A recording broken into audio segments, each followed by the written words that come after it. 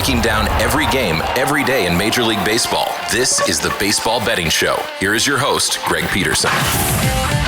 A warmer from the low. Welcome to lovely Las Vegas for the Baseball Betting Show with myself, Greg Peterson, now part of the VSiN Family Podcast. We've got an excellent podcast for you as we're going to be joined in segment number 2 by one of our good friends, Curtis Rogers. He does amazing work over at 710 Seattle Sports, and we're going to be chatting with him about what is a very wild American League playoff picture right now, the state of the Seattle Mariners, how many of these teams out there in the American League, they could very much use some hitting at this point. Looking at you, Texas Rangers. Looking at you, Kansas City Royals. So we're going to be diving in on that. A little bit on the National League side of things as well. So a great chat coming up with Curtis in segment number 2. In the final segment, we're going to get you guys picks and analysis on every game on the betting board for this Baseball Thursday as we touch them all. If you do have a question, comment, segment idea, what have you for this podcast, you do have one of two ways we'll fire those in. First one is my Twitter/X timeline at gunit_81. Keep in mind, letters they mean does not matter, so as per usual, please do send these into the timeline. And the other way is find an Apple Podcast review.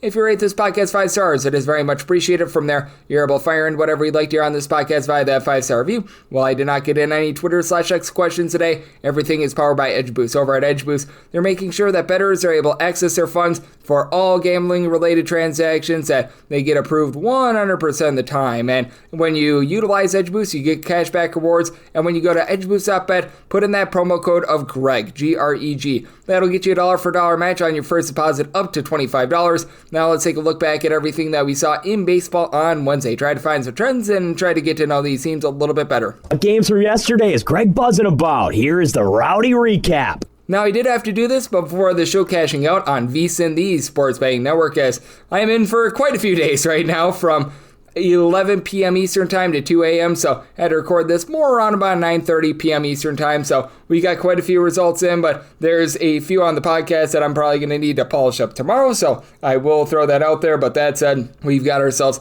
quite a bit with regards to this Tampa Bay Rays team, and we're going to be talking about this team a little bit later on with Curtis Rogers. 6-5, they're able to take down the Sacramento A's, and the Sacramento A's, by the way, continue to be one of your better over teams in all baseball this season, as for the Sacramento A's, they are a top 5 team to the over. They are at 46 overs, 37 unders, and 6 pushes, 6-5. The Rays were able to get the job done. Now, if you had the Rays run line, and I did, 3 spot by the A's in the 9th inning to cook that was not necessarily amazing, as you did have Brent Rooker early on in the game get his 18th home run of the season. That came off of Ryan Pepiot. Pepiot was also giving up a home run to Max Schumann, his second home run of the campaign, but Max Muncy, the wrong Max Muncy, went deep off of Eric Orze in the 9th inning for a 7th home run of the campaign. Pepiot, rock solid, gives up the 2 solo home runs over the course of 6 innings. Kevin Kelly, 8 scoreless inning, but then Eric Orze gives up 2 runs in an inning plus, and Edwin Uceta, he gave up a run in his inning. As for the Rays, you had a trio of home runs. Shake Magnum, his second home run of the campaign, Josh Lowe, his 6th, and Yandy Diaz,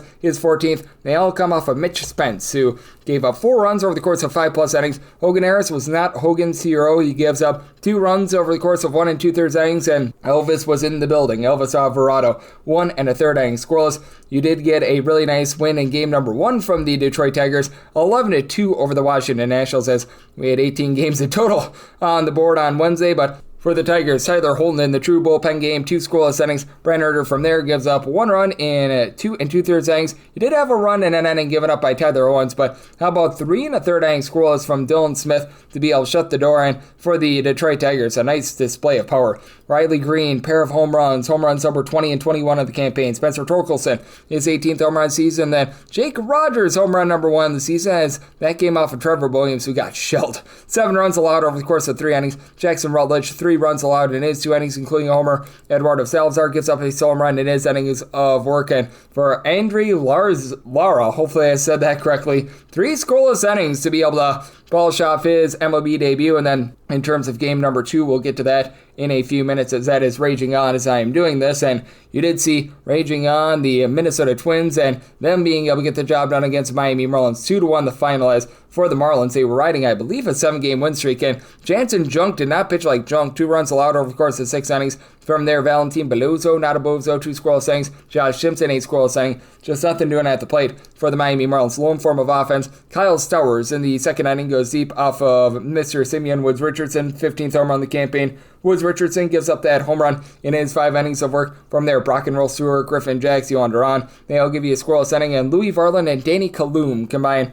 for a scoreless inning. In game number 1 of the Brewers versus Mets, it was all Brewers, 7-2. They take down the Mets as the Mets had at the time lost 12 out of their last 15 games, and a trio bombs here for the Brewers. Joey Ortiz, his 6th home run in the campaign. Isaac Collins, his 5th. Sal Frelick, his 6th. As for Clay Holmes, he gives up one of those home runs. 2 runs in total over the course of 5 1/3 innings. Brandon Waddell gives up the 8th home run in his inning of work, but Reed Garrett, boy, this was not great. 4 runs allowed in 2/3 of an inning, and Freddie Peralta was on it in this one. 2 runs allowed in 6 innings. Nick Mears, 8 scoreless inning. D. Alternate Paul, 2 scoreless innings, and you saw in game 1 of the Padres versus Phillies double dip. The Phillies get the job done by a count of 5-1 as Dylan Cease, well, he ceases to give you a good start. 4 runs allowed in 6 innings, including a pair of bombs. Max Kepler, his 10th home run in the campaign. Brandon Marsh, his 3rd. From there, Yuki Matsui gives up a run in 2/3 of an inning. Wandy Peralta, a scoreless inning, and Adrianil Nunez, he comes in for an out of the bullpen scoreless, and for the Phillies, Christopher Sanchez gives up 1 run over the course of his 7 innings of work, and Orion Kirkering, Matt Strom, they both under scoreless inning. That was actually game 2, as game 1 with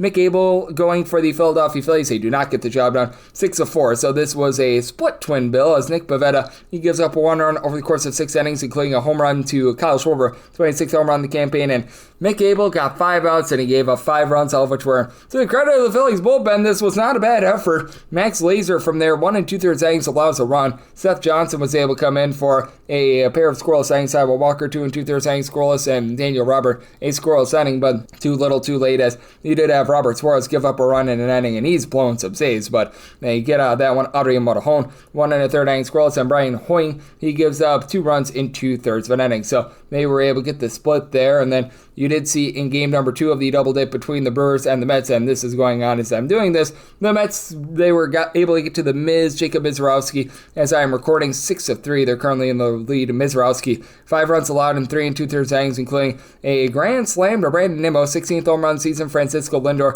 is 17th from there. Aaron Ashby and out of the bullpen scoreless. You had Craig Yoho come in for 1 1/3 innings, allowing a run, and currently Grant Anderson is in to hold down the fort. Brewers were able to get a pair of home runs off of Blade Tidwell, the bulk guy, as Christian Yelich, his 17th home run of the campaign. Jackson Chirrillo, his 14th, as Tidwell, 4 1/3 innings, he allows 3 runs. Oscar Brazobin, 8 scoreless inning. Daniel Nunez comes in for a pair of outs out of the bullpen scoreless, and right now Dickie Lovelady is in the game, so that makes things fun. For the Reds and the Red Sox, they concluded their game from Tuesday because that was suspended due to rain. 5-3 was what you were able to get in terms of the game that was supposed to be played on Tuesday. As for Samuel, he came in, he supplied 2 scoreless innings, but Lyon Richardson gives up 2 runs in 2 innings. Scott Barlow, he allowed a run in his inning of work, and for the Boston Red Sox, they were able to have Brian Bayo come in as a bulk guy, give up 2 runs over the course of 5 innings, including a home run, and Earl Chapman, a scoreless inning. For the Reds, Spencer Steer was able to get his 10th home run of the campaign. And then in terms of the actual game, it's currently going on as I do this.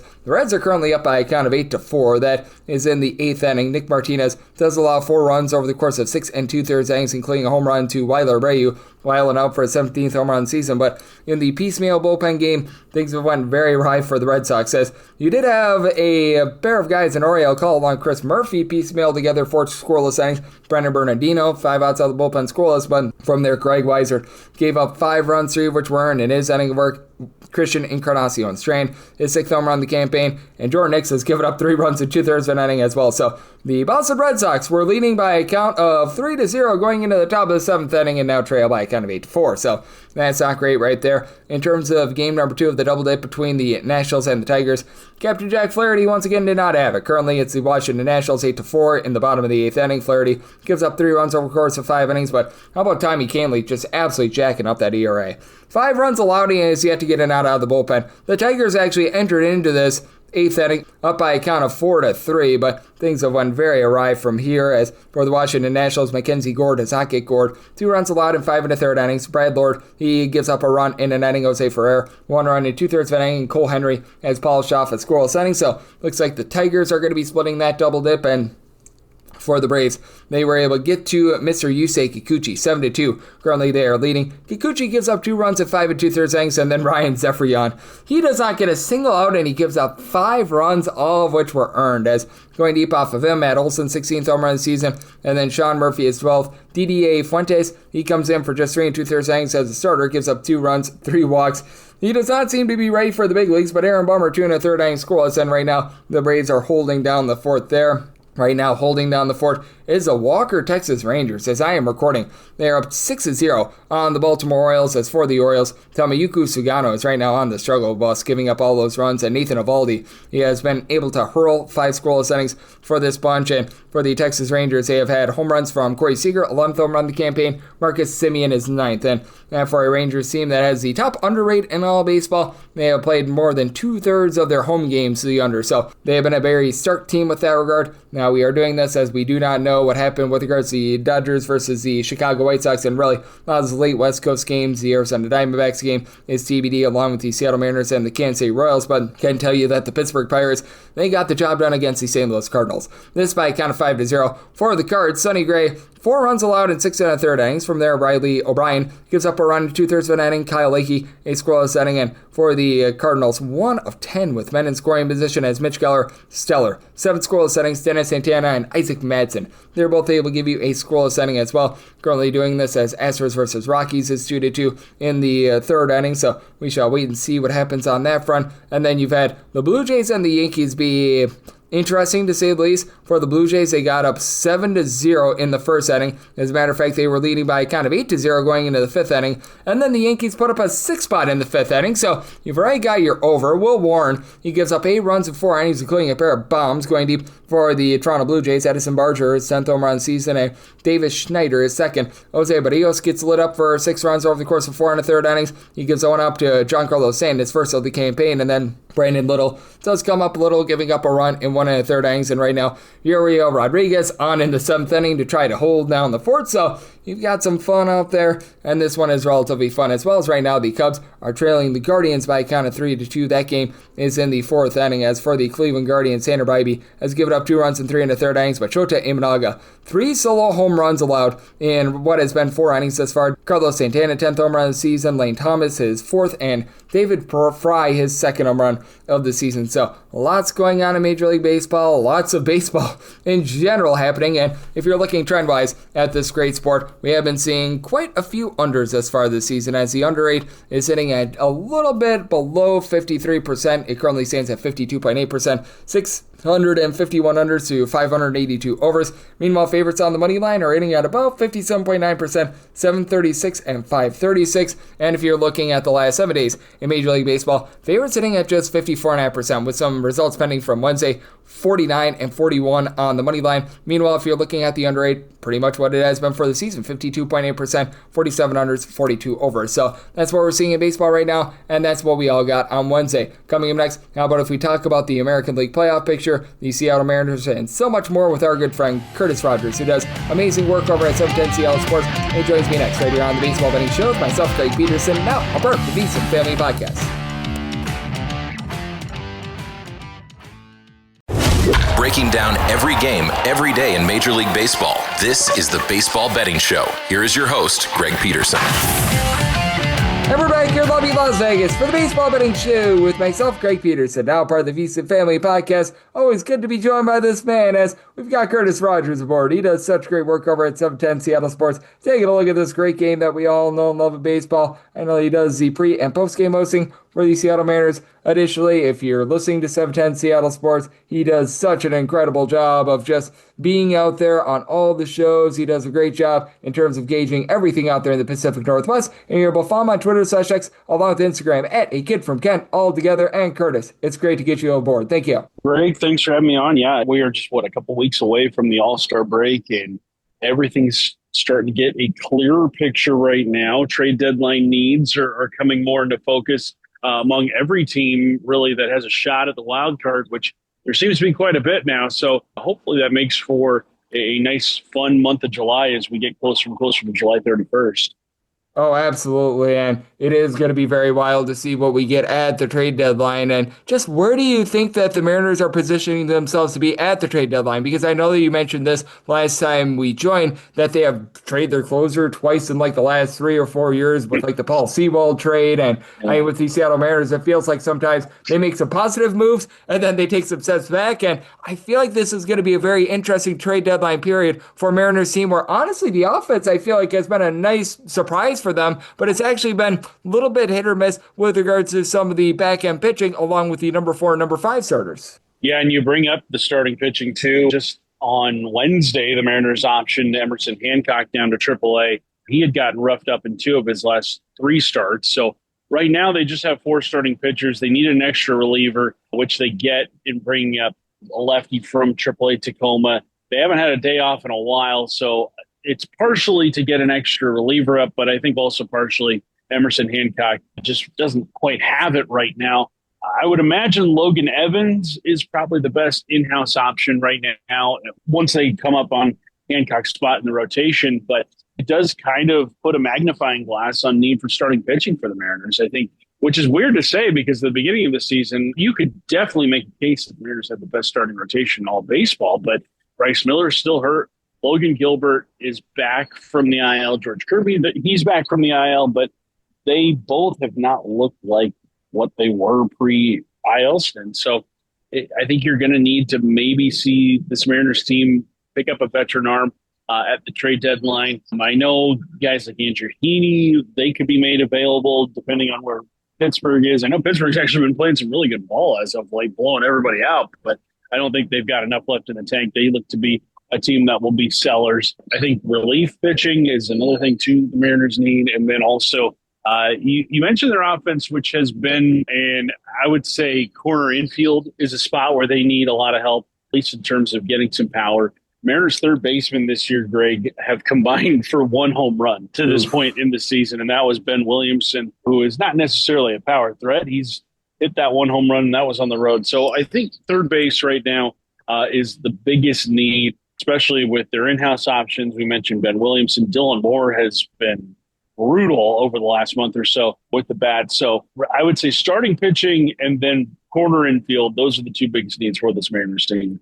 Yep, and I think that that's so very well said by you. The first base spot, not necessarily supplying a lot of power. Typically, you'd think that you're not able to get a ton from the catcher, but you are able to get something from the first base spot. In this case, it has been the exact opposite, as Curtis Rogers, who does such great work over at 710 Seattle Sports, is joining me on the Baseball Betting Show. And just how do you take a look at the landscape of the division? Because I think that this is so interesting to take a look at an AL West where I don't even feel like the Astros have played great baseball, but now they've got themselves a big lead. I do think that it's going to be hard for anyone to be able to catch them. But fortunately for the Seattle Mariners, with every single team not in a division lead right now, they're all fumbling for the final wild card spots. And I think that it's going to be a very rambunctious race for those number 2 and number 3 wild card spots. Absolutely. You mentioned the Astros in the AL West and how they've been able to just kind of keep adding every single day to that lead between them and the Mariners. Obviously, here in Seattle, people are very frustrated by seeing the Astros once again put together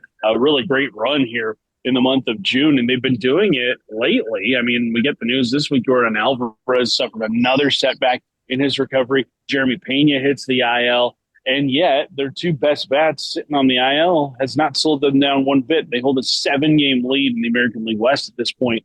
It is going to be very tough for anybody trailing them in the AL West to make up that ground. I think Houston's just such a good team. So then that turns your attention to the 3rd wild card spot or any of the 3 wild card spots. But right now it's turning into really just a race for that 3rd wild card spot with how good Tampa Bay and Toronto have been. I mean, the American League East, once again, a really solid division, and Toronto playing some very good ball as of late. Tampa Bay also playing some solid baseball. So the Mariners holding on to that slight lead in the American League wildcard chase, 3rd spot. They're going to need to stack some wins. And the rest of this Royals series is going to be of the utmost importance, too, because the Royals are 4.5 back right now. Let's say Kansas City wins the remaining games in this series. You're looking at just a 2.5 game lead on Kansas City. You give them new life. But if you're able to win the final 2 games of this series, you're looking at a 6.5 game lead rather than 4.5. So big swing here over the next couple of nights here in Seattle. So I think right now that third wild card spot is where I think a lot of people in this division, whether you're a fan of the Mariners, a fan of the Angels, a fan of the Rangers, that's kind of where you're turning your attention to.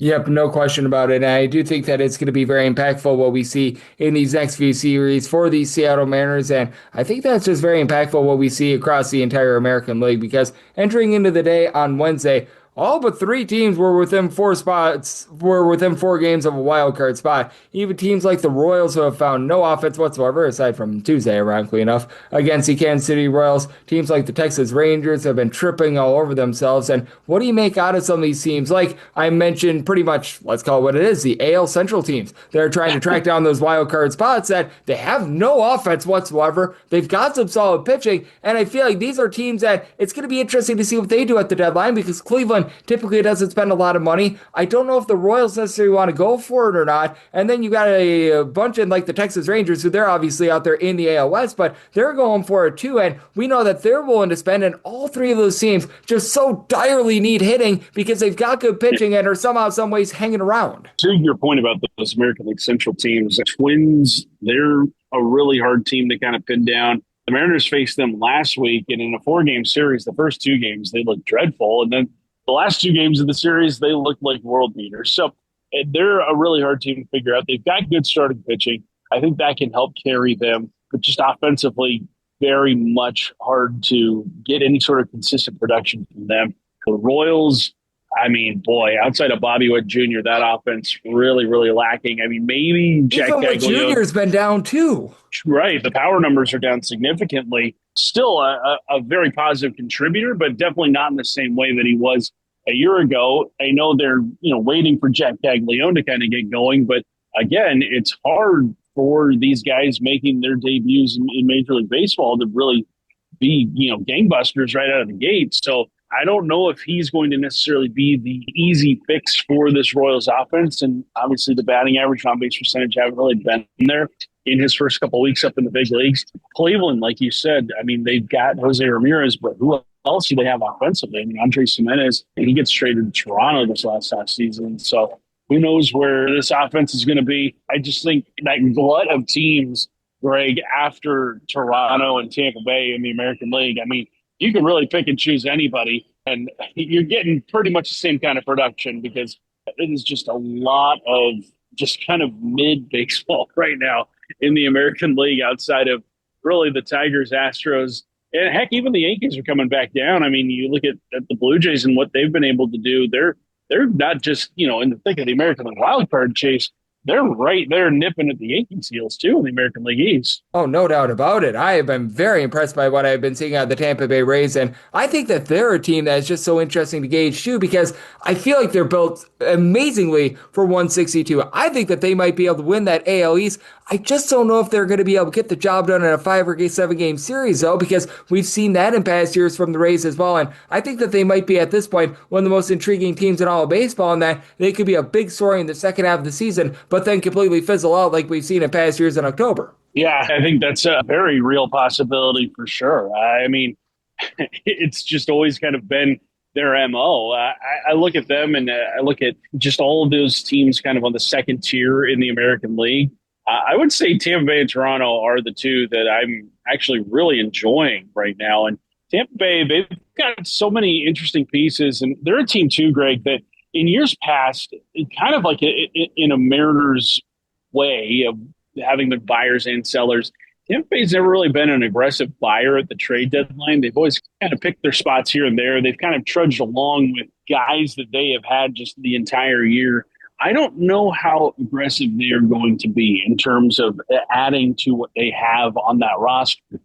I would love it if they went out and acquired some names that make themselves an actual, legitimate threat to make the World Series out of the American League. I think if they did make some additions, you could definitely see them push for an AL pennant for sure. But I just don't know if that front office wants to make those kinds of moves. It always feels like, they're getting fancy with their moves, maybe get a little too cute, and all of a sudden it just doesn't necessarily pay off in the way that you want it to. Yes, they have had a lot of trips to the postseason, but like you mentioned, have not been able to pay that off with a World Series title. I bet Rays fans, however many of them are left now that they don't have a home ballpark really to play in, I hope that they are looking at the front office and saying, this is a prime opportunity to make some noise here in a very wide open American League. Oh, no question about it. I do think that they can make a lot of noise, and I do think that with the Tampa Bay Rays team, again, I don't know if they could do it for a 5 or 7 game series, but I do feel very confident that moving forward, they are going to be a threat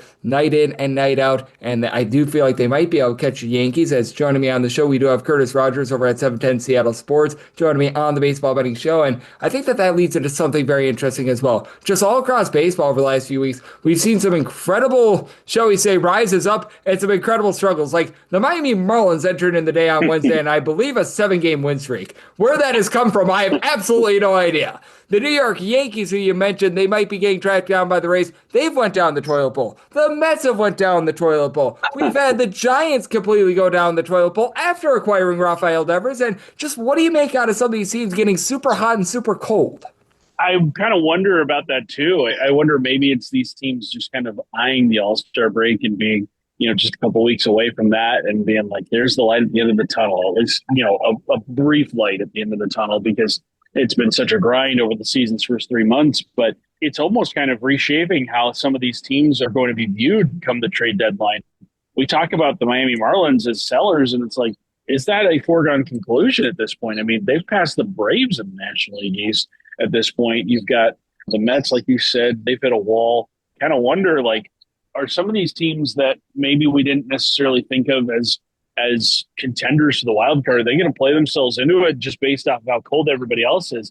I mentioned the Pirates a little bit earlier. They're 36 and 50 or something like that. But hey, they've been blowing everybody out. You mentioned the Mets; they outscored them 30-4 over the weekend, and then the following game after that series, the Pirates blew out the Cardinals 7-0, outscoring their opponents 37-4 over a 4-game stretch. It's so bizarre this time of year. The only logical explanation I can give you, Greg, one that makes sense to me, is these teams are just so ready to hit the pause button at the All-Star break, gather themselves, take a breather, get ready for the season's second half, because as we know, it is the dog days of summer. The days get longer. There are fewer and fewer days off in the middle portion of the season. So maybe that's it, why some of these teams have been struggling so much.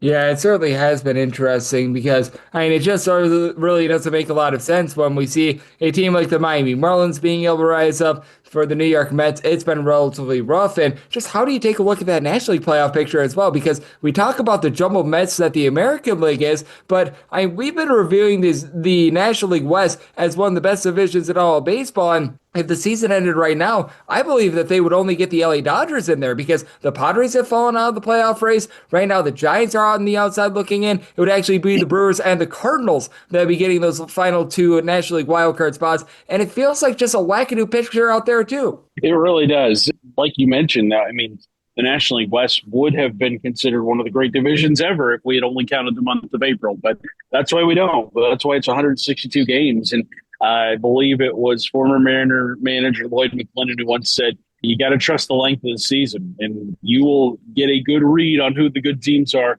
over the course of 162. Over the course of 30, hard to really draw a lot of conclusions. But, we're past the halfway point now in the season. Teams are kind of showing you what they are. Yeah, you mentioned in the National League, just looking at that wild card picture, the National League Central all of a sudden, really fun division. A team that has kind of been sneaking up too is Cincinnati. They're 44 and 42, just a couple of games back of St. Louis for that next wild card spot. So I'm looking at this National League right now, Greg. It is so wide open. I love that it's wide open. I love that the American League is wide open because hopefully that increases a lot of these teams' willingness to make deals over the season's final couple months, and especially over the next month or so as we head into July 31st. Yep, it is a wild playoff picture out in the National League. It's a wild playoff picture out there in the American League.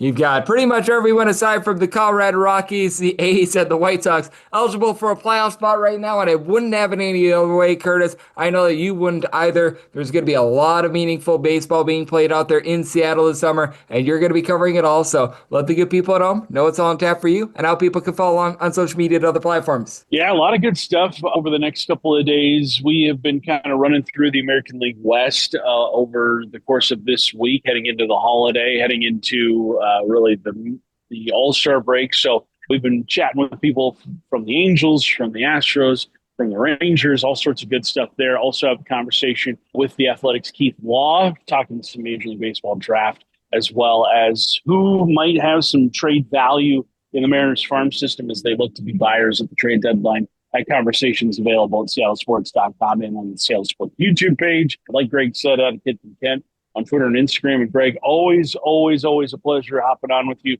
talking some baseball this time of year. And I always look forward to our next conversation. Absolutely. Curtis, an incredible wealth of knowledge when it comes to baseball and college basketball as well. Always have to throw that in there every single time he joins me. Lends such great insight. So big thanks, Curtis, for joining me right here on the Baseball Betting Show, now part of the VSiN Family Podcast. And coming next, it is that time of the podcast. I give you picks and analysis on every game on the betting board for this Baseball Thursday as we touch them all.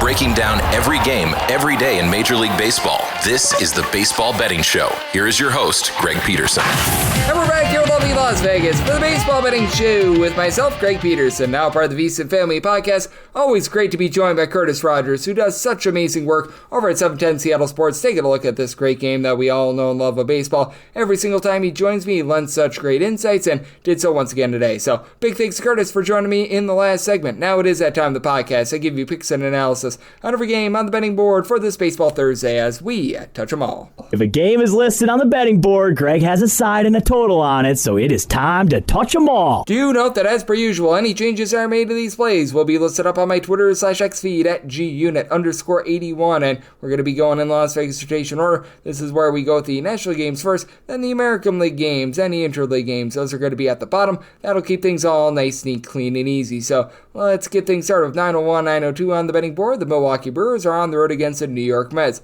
David Peterson, great name, is on the bump for the Mets. Jose Quintana goes for the Brewers. The Brewers do find themselves anywhere between plus 120 to plus 137 dogs, minus 147 to minus 157. That number on the Metropolitans. 8 is the total. The over is minus 120, and the under is even. And with the Brewers, I did set them at a plus 136. So I'm going to be willing to take a shot here for the Milwaukee Brewers. It has been a case where this team has been really good with their offense on the road.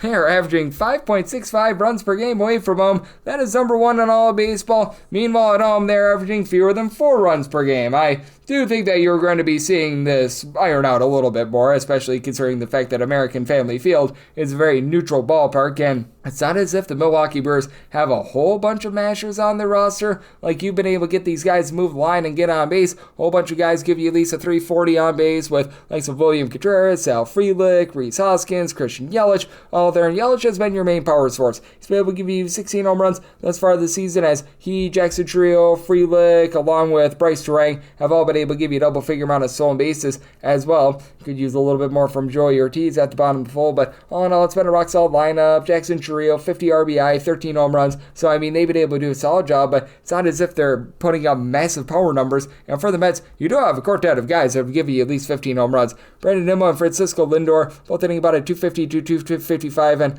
Lindor hasn't been the same since the injury, but still it's doing a pretty rock-solid job. Juan Soto, Pete Alonso, both north of a 375 on base, combining for 38 home runs. And then towards the bottom of the fold, you do have the likes of Brett Beatty, Tyrone Taylor, that do need to give you a little bit more. But for the Mets, this is a solid bullpen that had a bit of a rough go of it yesterday, but you saw these guys like Jose Buto, Oscar Barzobin were able to give you multiple innings, give you a sub-3 ERA. Reed Garrett, Edwin Diaz have been rock solid as well. And for the Brewers, they already have the injury to Rob Zanoski. He was pretty solid in this bullpen, and then you've had a few guys be able to rise up like a Trevor McGill, Abner Uribe. Now you're getting Aaron Ashby off the injured list. These guys have been able to supply a sub-325 ERA. And for Jose Quintana, quite a bit of familiarity with the New York Mets, as he has pitched for them in the last few seasons. But that's it for Jose Quintana. It's been very intriguing because he's doing a really good job of just being able to keep things out in front of him. He's got a fielding independent that's way off base with regards to his ERA, a 3.30 ERA, fielding independent more around a 4.42, and he's giving up less than home run per 9 innings,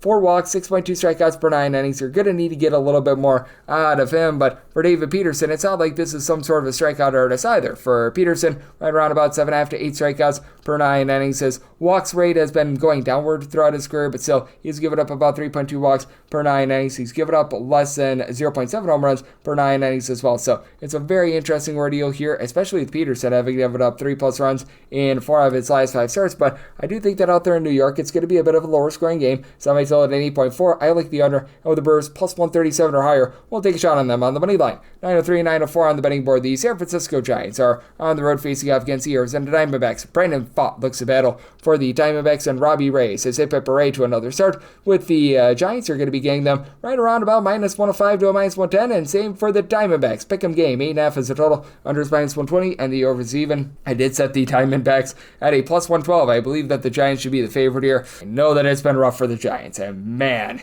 they have really been going through it. Going into yesterday, losers of 8 out of their last 9 games, including losses to the White Sox and the Miami Marlins, so that's been very much less than savory. But Robbie Ray has been able to put together a nice season. Obviously, spent quite a bit of time with the Arizona Diamondbacks towards the early part of his career, but a guy has been able to get things rocking and rolling with giving you right around about 10 strikeouts per 9 innings. The walks are still an issue. He's giving up 3.5 walks per 9 innings, but a sub 3.25 ERA. He's been able to really hone in and not give up the deep ball as well, giving up 0.8 home runs per 9 innings. And then on the flip side for Brandon Pfaadt, he is rocking an ERA that's hovering right in that neighborhood of 5. So that's a big issue for him. And for Brandon Pfaadt, it's just been a case where he's had a few starts that have been big giant outliers. He had that one start where he did not get a single out and he gave up 8 runs. So that was a little bit of an issue. And for Pfaadt, he somehow, someway actually leads the team and wins despite the fact that he's got a 5.38 ERA. But he's been better of late. He's now given up 2 earned runs or fewer in 3 out of his last 4 starts. So things are rounding back into form for him. Not necessarily getting a ton of strikeouts, about 7.6 strikeouts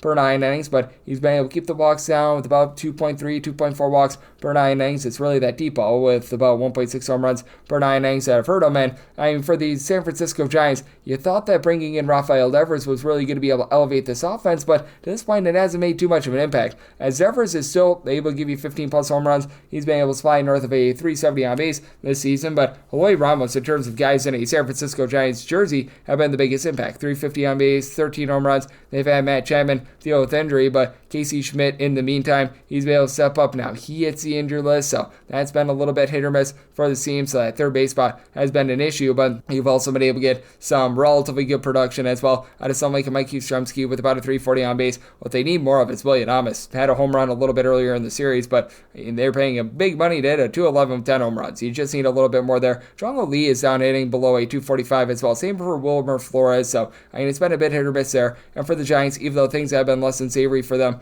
over the last few weeks, this team still is number 1 in the big leagues in terms of bullpen ERA. So many guys like Camilo Udavalo, Randy Rodriguez, Eric Miller, Tyler Rogers all give you a sub 275 ERA. And for the Diamondbacks, this is a bottom 4 bunch with regards to their bullpen ERA. You've had Jalen Beeks along with as well Shelby Miller be able to give you a sub 350 ERA, but likes of Juan Murillo, Justin Martinez, Anthony DeSclafani, these guys posting up north of 4 ERA, they are a little bit of an issue. I do think that Ray gives a better start here than Pfaadt. I did set my total at 8.8. I do think that the Giants offense is able to uplift themselves a little bit. And for the Arizona Diamondbacks, top 4 team in the big leagues in terms of runs per game. Recognize that Corbin Carroll is currently out of the fold, but still have a bunch of big boppers, and Eugenio Suarez has been able to give you 26+ home runs this season. You've got a guy in Ketel Marte of the Marte Parte, who's giving you a home run every about 12 to 13 at bats. He's up to about a 400 on base. Josh Naylor has been able to about a 300 for you as well. So I do think that this is going to be a game that follows quite a bit of offense. I like the over on 8.5, and I do like the Giants on the money line. 9-5, 9-6 on the card. You got the New York Yankees on the road against the Toronto Blue Jays. Chris Bassett is the line sinker for the Blue Jays, and Clark Schmidt goes for the Yankees. Yankees do find themselves as a mid-sized favorite here, anywhere between -120 to a -126. Meanwhile, between +104 to a +110 is that number on Toronto. 8.5 to 9 is the total. On the 9, under is -120. The over is even. On the 8.5, over is -120, and the under is even money. And with the Blue Jays, I did set them at a +129. I'm willing to trust in Clark Schmidt, and I've been very impressed by what I've been seeing out of Clark Schmidt over the last few weeks. As for Mr. Schmidt, he's always been a guy that for me has been a pedestrian pitcher, not necessarily great, not necessarily terrible, but he's really been able to up his game this season as he has given up approximately 0 runs in 3 out of his last 4 starts. Did get roughed up in his last start against the Athletics, but 309 ERA. 8.5 strikeouts per 9 innings, 3.3 walks per 9, 1 home run allowed per 9, so he's got a 371 fielding independent, but overall has done a nice job holding down the fort and really being able to get better as the season has went along. And for Chris Bassett, he got off to an absolutely amazing start to the season, and things ever since then, they have gone down the toilet bowl for a little bit. For Bassett, he's still only giving up about 2 walks per 9 innings. The strikeout stuff has been pretty solid as well. For Chris Bassett, a little bit north of 9 strikeouts per 9 innings, has been beginning to give up the deep ball just a little bit more, which that does have to be a concern. He's now given up about 1.05 home runs per 9 innings, 4.29 ERA, fielding independent. That's a bit better than that, but he is backed up by a bullpen that is in the upper half of the big leagues in terms of ERA. Uriel Rodriguez, Braden Fisher, Nick Sandlin, these are guys that are able to give you a sub-3 ERA. They've been dealing with the injury to Yimi Garcia, and Chad Green just has not been great thus far this season, so has been a little bit of a hit-or-miss bullpen, but they do have some relatively good pieces out there. And for the Blue Jays, this is still a team that's in the bottom 7 of the big leagues in terms of home runs on a bad basis, but Bo Bichette, George Springer, Vlad Guerrero Jr., all at least 11 home runs this season, and lots of guys are just finding a way on. Alejandro Kirk, don't call his name, along with Ernie Clement, both hitting about a 305. Guerrero's been able to give you a 380 on base. George Springer, a 365 on base. Anthony Santander being on the injured list has not hurt this team one bit. He has not done a lot for them this season, but Nathaniel Luke's a 360 on base, getting him off of the concussion IL has been big as well. So you've got guys who are able to find a way on, and for the New York Yankees, I do feel like this offense is starting to get it going once again. Going into yesterday, at least 4 runs scored in 3 out of the last 4 games. Aaron Judge, 466 on base, 30 home runs. He's been just fine. It's just being able to get these guys like Anthony Volpe and Paul Goldschmidt going. Both of these guys in the month of June hit below a 205. You've had Trent Grisham be able to give you 15 home runs at about a 350 on base, but we've seen Ben Rice be hit or miss. He's now hitting below a 230, so let's give you 14 home runs along Jazz Chisholm, who's been very good since coming off the injured list. But additionally, for the New York Yankees, you do have to trust in this bullpen as well, as Luke Weaver has been one of the better relievers in all of baseball for the last few seasons, but we saw him get roughed up a little bit in this series. You saw the likes of a Tim Hill, Yuri De Los Santos, along with Weaver, give you a sub-325 ERA, but some of these longer guys like in Ian Hamilton and company have had up and down seasons, to say the least. But that said, I do think that for the Yankees, they do go out there, get the job done. I'm willing to lay up to a minus 128 on the money line, and I did set my total at an 8.6, so seeing the 8.5 out there, I'm going to be willing to take a shot on the over. 907, 908 on the card. The Kansas City Royals are on the road against the Seattle Mariners. Brian Wu says woohoo to another start, and Seth Lugo goes for the Royals. The Royals are anywhere between plus 128 to a plus 137, minus 147 to minus 157 is that number on Seattle with a total of 7. The over is minus 115, and the under is minus 105. And with the Royals, I did set them at a plus 177. If you're looking to lay a run half with Seattle, obviously you're going to be utilizing the early FanDuel opener here, but with regards to that early FanDuel opener, right now the Seattle Mariners, you're finding them right around about a plus 128, and I'd be willing to sign up for that. I'm going to take a plus 115 or better with Brian Wu. He's been very good with his command, giving up fewer than 2 walks per 9 innings. His ERA has been down as well, a sub 340 ERA, so I love what I've been able to see out of him, and I do think that Brian Wu moving forward is going to be able to continue to give you some really good starts. As a matter of fact, he's down below a 3 ERA with 2 earned runs or fewer given up in each of his last 3 starts. And for Brian Wu, the swing and miss stuff is starting to come back from about 8.5 strikeouts per 9 innings. With regards to Seth Lugo, it's been a solid season from an ERA standpoint, a 2.74 ERA, but if you look at the 418 fielding dependent, he is doing for some negativity. He's been not necessarily the world's greatest swing and miss guy, 7.7 strikeouts per 9 innings, and he is giving up 1.2 home runs per 9 innings, so have to have a little bit of concern. He has given up a combined 2 earned runs over the course of his last 4 starts. I just don't think that that's necessarily sustainable, and for Seth Lugo, he is backed up by an offense that's dead last in the big leagues in terms of scoring and runs per game, and for Lugo, he has been giving up on the road, by the way, closer to about 1.5 home runs per 9 innings, so that's also a big giant concern. And for this Kansas City Royals offense, you've got Vinny Pasquantino along with Bobby Witt Jr., who've been able to do a nice job, give you a double-figure amount of homers, but outside of those 2 guys, you just have not been able to get a lot of power from this team. Salvador Perez, 9 home runs at a 280 on base. You just picture yourself getting a little bit more out of him. Bobby Witt Jr. has been able to give you 22 stolen bases and a 340 on base, but even with him, you expect a little bit more. Like Miguel Garcia, 18 stolen bases, 310 average. I recognize that the power isn't necessarily there with 8 home runs, but he's been rock solid. But outside of Perez, Garcia, Pasquantino, Witt, you don't have a single player on the roster with north of 4 home runs this season. Kyle Isbell, Drew Waters, both hitting about a 250, so they give you a bit of something, but the young guys like Nick Lofton, Jack Caglione, John Rave, these are guys hitting below a 200. For the Royals, the saving grace has been the bullpen. Top 10 team with regards to bullpen ERA, Lucas Erceg, Carlos Estevez. This has been a good 1-2 punch, giving you a sub 225 ERA out of that bullpen. Daniel Lynch has been able to give you a sub 3 ERA. Heck, even Jonathan Bolin, when he's been out there, he's been able to give you a 3 ERA as well. And then for the Seattle Mariners, slightly above average with regards to their bullpen ERA. The top guys have been the top guys. Matt Brash, Andres Munoz, Gabe Spire have been able to give you a sub 3 ERA. Edward Bizardo's actually been relatively solid as well. But when you get into the likes of Casey Lugavina and company, it becomes a little bit more of a roll of the dice. But that said, I do think that the Mariners should be able to go out there, get the job done, and get to Lugo a little bit more in this spot. So I semi-total 7.2. I like the 7 over and the Mariners on the run line. 909, 910 on the betting board. The Miami Marlins playoffs to the Minnesota Twins. David Fessa hopes to have a fiesta for Minnesota, and it is Erie Perez on the bump for Miami. Miami is a small underdog of anywhere between plus 101 to plus 107, and between minus 111 to minus 125. Then around Minnesota, 8.5 is the total, under is minus 120, and the over is even. And for David Fessa, I do think that it is going to be a fiesta. I like him on the money line. Set him at a minus 132. Recognize that Fessa is right now rocking a 5.40 ERA, but I do think that there's a little bit of positivity coming for him. He has been able to do a nice job of being able to throw batters off balance with the way that he's getting 9.3 strikeouts per 9 innings. Big issue has been the deep ball, giving up 1.5 bombs per 9 innings, so that's been a bit of an issue. And with regards to the flip side for Erie Perez, it's not been any better for him. He's posting up north of 6 ERA. He was so good when he was just coming up to the big league level 2 seasons ago. He has major reconstructive surgery, so he's trying to work his way back, and it's just not happening right now. 8 strikeouts, 5.6 walks per 9 innings. Hasn't really been allowing the deep ball, but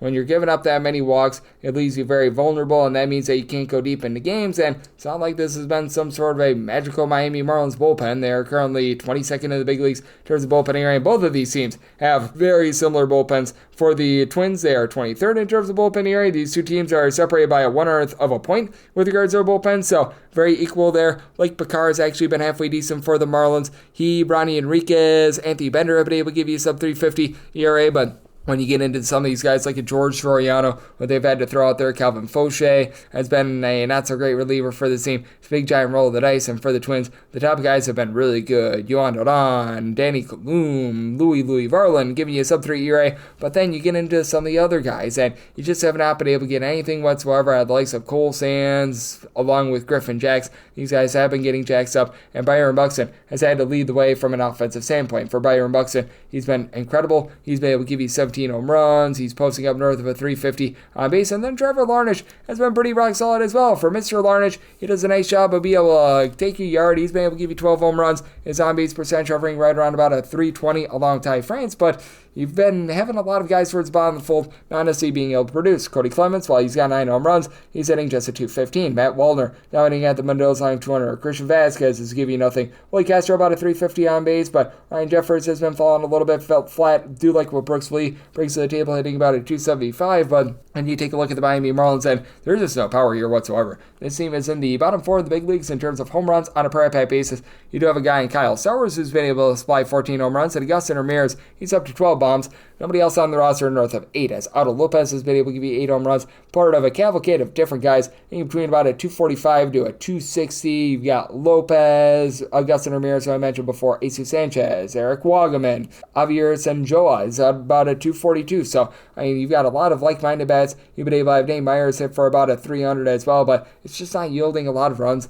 I do think that for the Minnesota Twins, they do a nice job of being able to get to Erie Perez. I do think that both of these rough pitchers do yield quite a bit of runs along with the bullpen, so I did set my total at 8.7. I like the over, but with the Twins, willing to lay up to a minus 131 on that money line. 9-11, 9-12 on the betting board. It is the Houston Astros. They are on the road. They're facing up against the Colorado Rockies. As you've got Kyle Freeland on the bump for Colorado. Brandon Walter goes for Houston. Houston does find themselves as a pretty good-sized favorite. You're going to be getting them between minus 170 to minus 182, about plus 148 to a plus 155. Then around Colorado, 11.5 is the total. The under is minus 120, and the over is even. And for Houston, I did did set Walter and company at a minus 213. If you're looking at laying a run half with them, this is again the initial FanDuel opener, so this is going to be subject to quite a bit of change, but if you're willing to lay that run half, you're going to be finding that at a minus 122. I'd be willing to go up to a minus 142 for Walter. He's been very good in terms of not giving up the walks. As a matter of fact, he has given up 2 walks in north of 28 innings pitched thus far this season. He does give up a little bit of the deep ball. He's given up about 1.5 home runs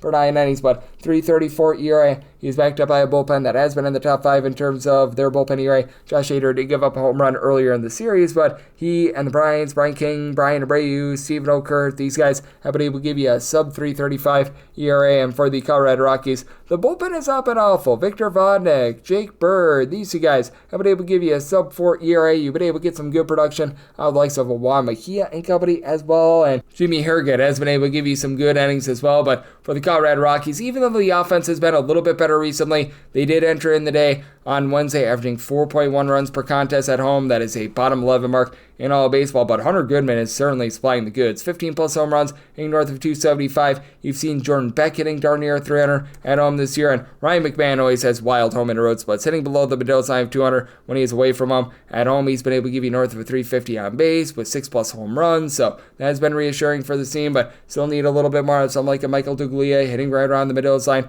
of 200. And for the Houston Astros, this is an offense that is starting to rise up quite a bit after a rough start to the season. You've had Jose Altuve now giving north of 255 average. He's up to 13 home runs. Jeremy Pena is a little bit banged up, so that does hurt them a tad, but Isaac Paredes has been able to give you about a 355 on base. He's right now supplying this team with 17 home runs. You've had some good power numbers out of Christian Walker along to Yunior Diaz. The big issue is both of these guys below 285 with regards to the on base. The bottom of the fold has been a little bit hit or miss for this team, but I do think that with the Astros, they're going to be able to get a really good start here out of Brandon Walter, and I do think that there's a positivity for Kyle Freeland. He does own an ERA that's hovering right around about a 5.50, but that fielding independence is more than a 1.5 lower. He hasn't really been giving up the deep ball or seriously hurting himself or anything like that. He is only getting about 6.8 strikeouts per 9 innings, but 2 walks and a home run allowed per 9 as well. So I do think that this is a lower scoring game, set by total of 10.7. So I like that 11.5 under, and I do like the Astros on the run line. 9-13, 9-14 on the card. The Detroit Tigers are on the road against the Washington Nationals. Jake Irvin is on the bump for the Nats, and Dietrich Ennis is on the bump for Detroit. And Detroit is a minus 152 to a minus 165 favorite, and between plus 130 to a plus 140 is the number on Washington. 9.5 is the total. Under is minus 120, and the over is even. And for Irvin and company, I was willing to take a plus 138 or more on their money line, so I'm going to be willing to fire in here. Now with Jake Irvin, it's been a bit touch and go from this far this season. To his credit, really doesn't give up a ton of walks, about 2.7 walks per 9 innings, but is allowing the hard contact, 1.7 home runs allowed per 9 innings, and he has been getting rocked and rolled recently. 3 plus runs allowed in 3 out of his last 4 starts, but that said, you've also got a guy in Dietrich Enns that we just haven't really seen him a lot at the big league level. First start, he was able to go out there 5 scoreless innings, so you give a little bit of credit where it is due, but I mean, this is a very well-traveled man that is now like 34 years old. He spent some time out there internationally with the LG Tigers of the KBO last season, where he was solid, and at the AAA level this season, 289 ERA, getting quite a few strikeouts actually, 10.3 strikeouts per 9 innings, but I don't anticipate him being a power pitcher at his advanced age of 34 years old. He is backed up by a Tigers bullpen that, if you look overall for the season, it's been right around about league average, but I mean, the top guys have been very good. Chase Lee, Will Vest, Tommy Canley, these are all guys give you a sub 3 ERA. Brian Turner is able to be an opener and is able to give you multiple innings as well, and for the Tigers team, they do rank in the top 7 in the big leagues in terms of runs per game. Kerry Carpenter, Spencer Torkelson, Riley Green have all been able to supply at least 16 home runs this year, and these are not solo shots because you've got guys that are doing a nice job of moving the line. Avi Baez, Gleyber Torres, 9 home runs apiece, both hitting above a 280. Zach McKinstry has been able to give you about a 360 on base. Juancio Perez is coming out the injured list. It's been about 29 games. 340 on base with 6 home runs and 95 at-bats. That's pretty stinking solid. And for the Washington Nationals, very intriguing to look at their home and road splits, because this is a bunch that, when they have been at home this year, they're only averaging about 3.8 runs per game. Darn near a run more per game away from home. James Wood is giving you good wood, 22 home runs, north of 380 on base, and CJ Abrams has been hitting north of 280, and he's been able to do a good job supplying this team with 12 home runs as far this season. But I mean, it is very fascinating to take a look at everyone not named Nathaniel Lowe and James James Wood. Outside of these two guys, you've only got one other player on the roster giving north of 2 home runs at home. That's Dylan Cruz, is currently on the injured list. So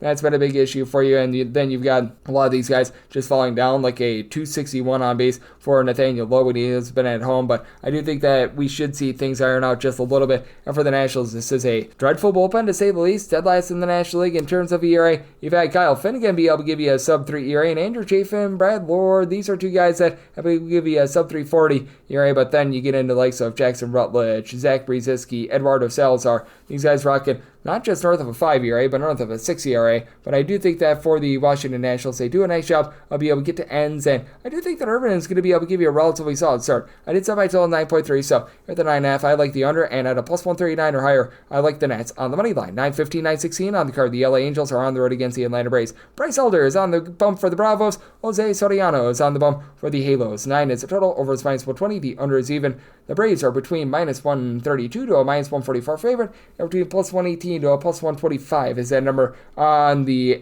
LA Angels. For the Angels, I'm willing to take a shot on their money line. I was willing to take a plus 112 or better. Bryce Elder has just completely fallen, and he looks elderly because he cannot get up. This is a man that is right now rocking a 5.82 ERA, 4+ runs allowed in each of his last 3 starts. Gave up a 9 spot against the Philadelphia Phillies in his last start, and it just has not been great. He's getting fewer than 7 strikeouts per 9 innings. He's allowing right around about 1.5 home runs per 9. It's not even like he's doing a great job of phoning in and not giving up a lot of walks. Meanwhile, for Jose Soriano, this man has been able to do a very masterful job when he has been away from home. 3.99 ERA, but he's giving up just 0.3 home runs per 9 innings. As you take a look at him overall for the season, 97 innings, he has allowed just 4 home runs. So, that has been incredibly impressive there. And then for Mr. Soriano, what else I find to be very intriguing about him is that he's actually been able to do his best work when he has been on the road thus far this season, as all of his home runs surrendered, I believe, have been at home thus far this season. Meanwhile, when he has been on the road, he's right now rocking a 2.78 ERA, 0 home runs allowed in 55 innings. Now, he is backed up by a bullpen that ranks in the bottom 5 of the big leagues in terms of their ERA. These guys like Ryan Zephyrian, Reed Detmers, Brocken Rolberg, they've all been having a little bit of a rough go of it, but that said, you've been able to get a little bit more out of this bullpen recently. I recognize that's not necessarily amazing, but if you look ever since May 1st, they've been a little bit better, posting up a sub-5 ERA. That's more than what we could say for the entirety of the season. And then flip side, you've got yourself an Atlanta Braves team that has been good with their bullpen ever since May 1st. Number 6 in the big leagues in terms of bullpen area with a 350. Desmond Hernandez being on the injured list as well. But even though Dylan Lee has given up a few runs over the last few days, he, along with Aaron Bummer, Pierce Johnson, have been able to give you a sub 350. It's been Rafael Iglesias, who has not been great to say the least. But also for the Atlanta Braves, bottom 8 team in the big leagues in terms of runs per game. This is despite the fact that since coming off the injured list, Ronald Acuna Jr. north of a 450 on base with 9 home runs. You've got Matt Olson supplying 15 bombs. He's been able to find a north of 345 on base. Marcell Ozuna, double-figure amount of homers, north of 360 on base. But Michael Harris, Ozzie Albies, both hitting below at 235. And if I'm not mistaken, Harris is giving you less at a 260 on base with no power. That has been a massive issue for this team. And then guys like Eli White and company are not necessarily doing a great job of pulling their weight in terms of getting on base. And for the LA Angels, very all or nothing for this team. Bottom 4 team in the big leagues in terms of on-base percentage. Top 3 team in the big leagues in terms of home runs on a per at-bat basis. So you're either going to get a home run or you're going to get nothing out of this LA Angels team. Look no further than Taylor Ward. Ward, 20 home runs this far this season, but at 292 on base. You've got a guy in Logan O'Hoppe. We're very O'Hoppe to say, 17 home runs. Not so O'Hoppe that he's giving you a 260 on base. Joe Adell trying to set fire to the rain, 18 home runs. He's hitting about a 245. And then Mike Trout has been able to do a solid job, move the line, getting on base, a 340 on base with 13 home runs. But you just need a little bit more of some of these ancillary guys like Luis Renifo. It's giving you about a on-base percentage of a 277 with 4 home runs. That's just not cutting it. So it's a very interesting circumstance. I did set my total here at an 8.8. I do think that Jose Soriano is able to go out there and give you a good start. So I like the under and the LA Angels on the money line. 9.17, 9.18 on the card. The Chicago Cubs play out to the Cleveland Guardians. Luis Ortiz is on the bump for Cleveland. Cade Horton, here's a who is on the bump for the Cubs. Cubs between minus 146 and minus 157. Favorites between plus 120 to plus 136 is that number on Cleveland. Cleveland. Most places have the total off the board because it's all based on the Wrigley Field win. Right now I'm seeing one opener over at FanDuel. That is an 8.5 total with the over at a minus 115 and the under at minus 105. And I did set my total at 80.8. I would be willing to take a shot on that 8.5 over. And if you're looking at that Cubs run line currently at FanDuel, that's about a plus 125. They do have the Cubs place as north of minus 160 favored. I think that once all said and done, we should be able to get like a plus 132 or so. And that would be my buy point on that Cubs run line. For Cade Orton, he's been able to do a nice job in terms of not beating himself, having relatively solid command. He's not a guy that's going to go out there and wow you or anything like that, as his ERA overall for the season is a 4.80, but he's only giving up about 2.8 walks per 9 innings, 1.2 bombs per 9. He did get bombed in his last start against the Houston Astros on the road, so that was a little bit less than tremendous, and he has now given up 3+ earned runs in 3 out of his last 4 starts, but this is also a guy in Cade Orton who it does feel like he's been a little bit more, for lack of a better term, in his element when he has been at home. He's got some relatively demonstrative home and road splits, as when he has been at home this far this season, supplying 3.38 ERA, giving up about a 1.1 home runs per 9 innings. Meanwhile, on the road, this balloons all the way up to about a 6.08, so that's not been amazing. And then on the flip side, you've got yourself a guy in Luis Ortiz who has some good swing and miss stuff. He has been able to supply this team with about 10 strikeouts per 9 innings. Here's the issue, though, the walks. 4.3 walks per 9 innings. It's allowing about 1.2 home runs per 9 innings as well. So, I mean, he's been able to do an okay job of being able to keep the ball in the yard for Ortiz. He has given up 4+ runs, though, in 3 out of his last 4 starts, and he's not backed up by a Guardians bullpen that is what it was a season ago. Hunter Gaddis is now posting up north of 3.5 ERA. Even though Emmanuel Clase back down below a 3.50 with regards to his ERA, you still have a lot of guys that just haven't been able to go out there and give you good, productive innings. Cade Smith has been able to give you a sub-3 ERA. He's posting up north of 12 strikeouts per 9 innings, but Jacob Junis and company just have not been great, though. They are getting Eric Zabrowski back in the fold. That should be about them out. And then on the flip side, you've got yourself a bunch that has been very good with their offense in the Chicago Cubs. Number 2 in the National League with regards to runs per game, say Suzuki, Pico, Armstrong, 20+ home runs out of both of them, and these are not solo shots. Michael Busch, north of 350 on base, 12+ home runs. You've had Kyle Tucker supply 17 home runs, north of 375 on base. Not a lot of power out of Nico Horner, but he moves the line. He's hitting about a 290 or so. And then for the Cleveland Guardians, it is a case where this has been a lineup that has been very top-heavy. Jose Ramirez is hitting north of 300. He's been able to give you 13 home runs. And then additionally, you've been able to get some relatively good production out of Stephen Kwan at the leadoff spot, hitting for just below a 300. But I think still has been able to do a nice job, being able to find a way on. Carlos Santana about a 330 on base. But these guys at the bottom are just not giving you anything whatsoever. Will Wilson, David Fry, Bo Naylor, along with as well Lane Thomas, all hitting below a 185. You've had Kyle Manzardo hit about a 220 along Nolan Jones, and to the credit of Manzardo, 13 home runs, but not a lot of guys are able to move the line, and I do think that this Cubs bullpen that is number 1 in the big leagues in terms of ERA since May 1st is going to see a little bit of regression, because right now you've got the likes of Brad Keller, Chris Flexen, Daniel Palencia, Drew Pomeranz, all give you sub-3 ERA. I just don't know if that's quite sustainable, but that said, I do think that for the Cubs, they do go out there, get the job done, plus 132 or higher, looking at the Cubs run line, and do like an 8.5 or less to the over. I set my total at an 8.8, so 9 or higher. I'd be looking at the under, and we're at things up with 919, 920 on the card. The LA Dodgers do play against the Chicago White Sox. Aaron Savali is on the bump for the Southsiders. Dustin May hopes that it's Mayday for the Dodgers. Dodgers are between minus 285 to a minus 309 favorite. Plus 240 to a plus 250 is that number on the White Sox. 9 is the total. Over is minus 125, and the under is plus 105. If you're looking to lay a run half with the Dodgers, that's at a minus 146.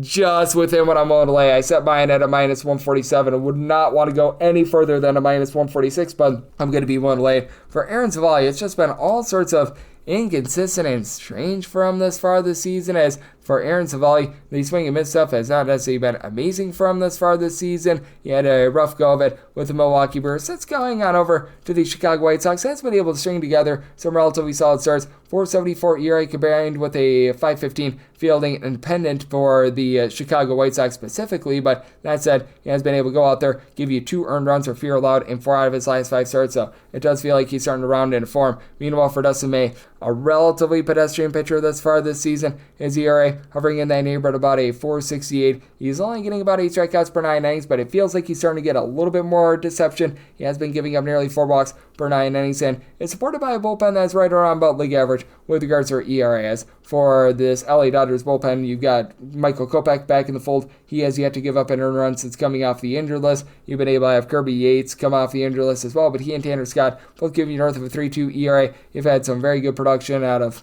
some of the more mix-and-match guys like an Alex Vesia has been able to give you a sub-3 ERA. Jack Dreyer as a long guy, a sub-3.25 ERA, but the LA Dodgers, they are the Death Star with their lineup. Shohei Ohtani enters into yesterday with a 387 on base and 30 home runs. Andy Paz, Teoscar Hernandez, a combined 30 home runs between the two of them, and Teoscar Hernandez north of 50 RBI along with Andy Paz, so these guys have been rock solid there. Will Smith gets jiggy with it when they're north of 400 on base. Still have some of these guys like a Kike Hernandez who needed to pick it up a little bit, but Max Muncy north of 425 on base over the last 30 days has been rock solid. And then flip side, you got yourself a bunch in the Chicago White Sox that's currently dead last in the National League in terms of runs per game away from home. Miguel Vargas, Andrew Benintendi have both been able to give you 10 plus home runs this season. Then likes of a Chase Merridoth, hopefully I said that correctly, along with as well Edgar Quiero have both been able to hit about a 275. Lennon Sosa has been able to move the line a little bit as well, but still have a lineup that's leaving a whole heck of a lot of something to be desired, with having the likes of Michael A. Taylor, Joshua Palacios, Josh Ross, Vinny Capra, Luis Robert,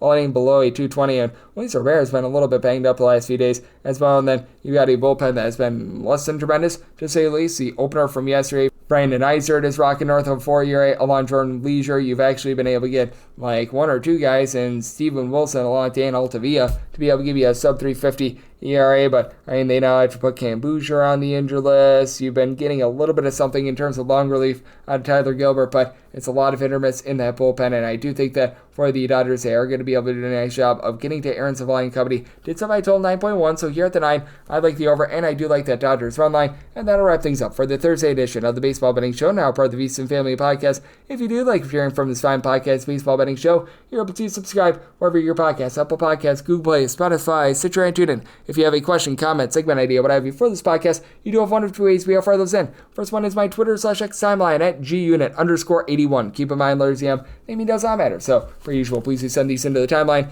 The other way is find an Apple Podcast review. If you rate this podcast 5 stars, it is very much appreciated. From there, you're able to fire in whatever you'd like to on this podcast via that 5-star review. And I'm coming at you guys every single day throughout the baseball season, which means I'll be back with you once again tomorrow. Thank you so much.